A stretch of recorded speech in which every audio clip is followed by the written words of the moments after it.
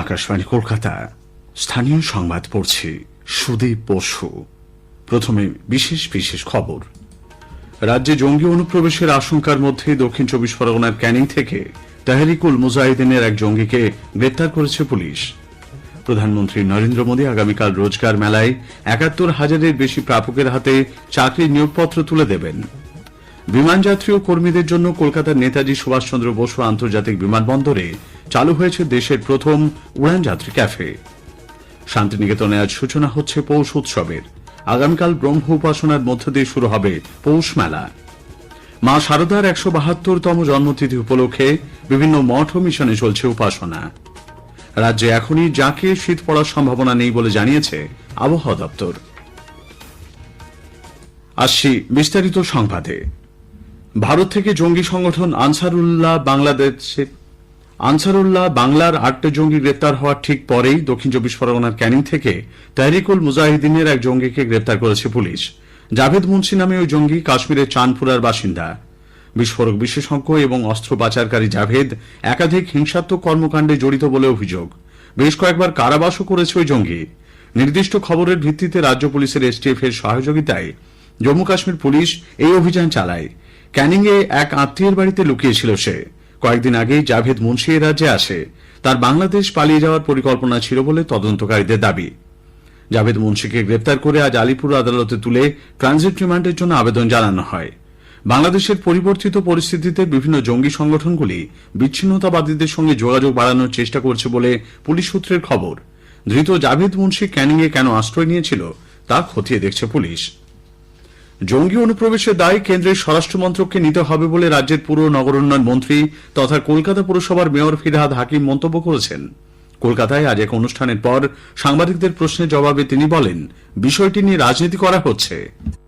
আমি অনুরোধ জানাবো স্বরাষ্ট্রমন্ত্রীকে, ন্যাশনাল প্রোটেকশন সেন্ট্রাল গভর্নমেন্টের দায়িত্ব, আমাদের স্বরাষ্ট্র মন্ত্রকের দায়িত্ব, যাতে কেউ পাস ওভার না করে যায় সেটা দেখার দায়িত্ব। বছর আগে অমিত শাহজি এসে ৭০খানা বিএসএফ আউটপোস্টের জন্য জমি চেয়েছিলেন, এখনো পর্যন্ত পাইনি। এই জমিগুলো দিয়ে দিন, 100% দায়িত্ব কেন্দ্র নেবে।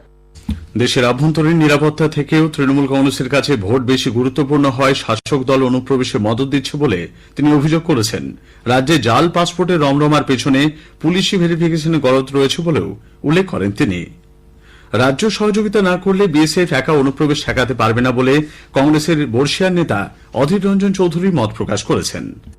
বিএসএফ এর দায়িত্ব কেন্দ্রের, কেউ অস্বীকার করছে না, কিন্তু রাজ্য যদি সহযোগিতা না করে সেরকম ভাবে, তাহলে বিএসএফ কতটুকু কাজ করতে পারবে? বিএসএফ এর কাজের পরিস্থিতি বর্ডার সামলানো, গোটা বর্ডারটা শতচ্ছিদ্র বর্ডার। মানুষ, স্থানীয় প্রশাসন সকলে মিলে যদি সতর্ক না হয়, তাহলে বিএসএফ এর একার পক্ষে এ কাজ করা সম্ভব বলে আমি মনে করি না। প্রধানমন্ত্রী নরেন্দ্র মোদী আগামীকাল সকাল 10:30টায় ভিডিও কনফারেন্সিং এর মাধ্যমে ৭১,০০০-এর বেশি প্রাপকের হাতে চাকরির নিয়োগপত্র তুলে দেবেন। অনুষ্ঠানে তিনি বক্তব্য রাখবেন। সারা দেশের ৪৫টি স্থানেই রোজগার মেলা আয়োজিত হবে। কেন্দ্রীয় সরকারের বিভিন্ন মন্ত্রক ও বিভাগে চাকরির পরীক্ষার মাধ্যমে প্রার্থীরা নির্বাচিত হয়েছেন। রোজগার মেলা কর্মসংস্থান সৃষ্টিকে সর্বোচ্চ অগ্রাধিকার দেওয়ার জন্য প্রধানমন্ত্রী নরেন্দ্র মোদীর প্রতিশ্রুতি পূরণের লক্ষ্যে একটি পদক্ষেপ।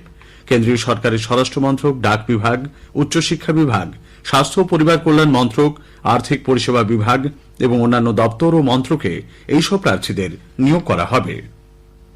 কলকাতার নিউ আলিপুর এলাকায় দুর্গাপুর ব্রিজ সংলগ্ন বস্তিতে গতকালের অগ্নিকাণ্ডে ক্ষতিগ্রস্তদের হাতে প্রদেশ কংগ্রেসের তরফে আজ ত্রাণ সামগ্রী তুলে দেওয়া হয়। উপস্থিত ছিলেন দলের রাজ্য সাধারণ সম্পাদক আশুতোষ চট্টোপাধ্যায় সহ অন্যান্য নেতাকর্মীরা।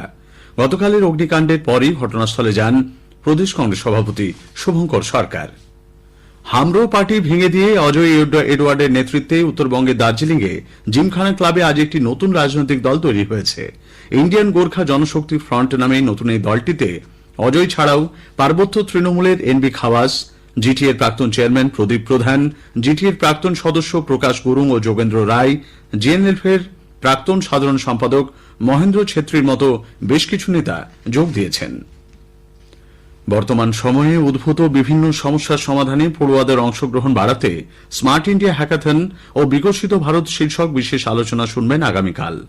অংশ নিয়েছেন Indian Institute of Technology, IIT খড়গপুরের অ্যাসিস্ট্যান্ট প্রফেসর ড কৌশল কুমার ভগত ও ওই প্রতিষ্ঠানের পড়ুয়া উতঙ্ক মিত্র। সঞ্চালনায় কল্যাণ লাহা। আকাশবাণী সংবাদ কলকাতা প্রযোজিত অনুষ্ঠানটি শোনা যাবে রাত 8:30-9টায় গীতাঞ্জলি 107 মেগাহার্জ প্রচার তরঙ্গ এবং ডিটিএইচ বাংলায় ও আমাদের সোশ্যাল মিডিয়া প্ল্যাটফর্মে। স্থানীয় সংবাদ শুনছেন আকাশবাণী কলকাতা কেন্দ্র থেকে। এখন বিজ্ঞাপন। আলু চাষে প্রধান শত্রু নাবি ধসা, এর বিরুদ্ধে দীর্ঘস্থায়ী সুরক্ষা মানে চাই সঠিক সময় বায়ার ইনফিনিটো। আলু লাগানো 40 থেকে 45 দিনের মধ্যে অবশ্যই ইনফিনিটো প্রয়োগ করুন এবং নিশ্চিন্তে থাকুন।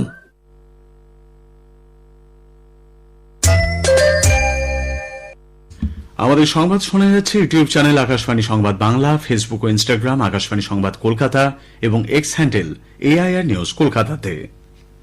অসামরিক বিমান পরিবহন মন্ত্রক বিমান যাত্রী ও বিমান কর্মীদের জন্য উড়ান যাত্রী ক্যাফে চালু করার কথা ঘোষণা করেছে। এখানে প্রয়োজনীয় খাবার ও জল পাওয়া যাবে। প্রথমে কলকাতার নেতাজি সুভাষচন্দ্র বসু আন্তর্জাতিক বিমানবন্দরে এটি চালু করা হয়েছে।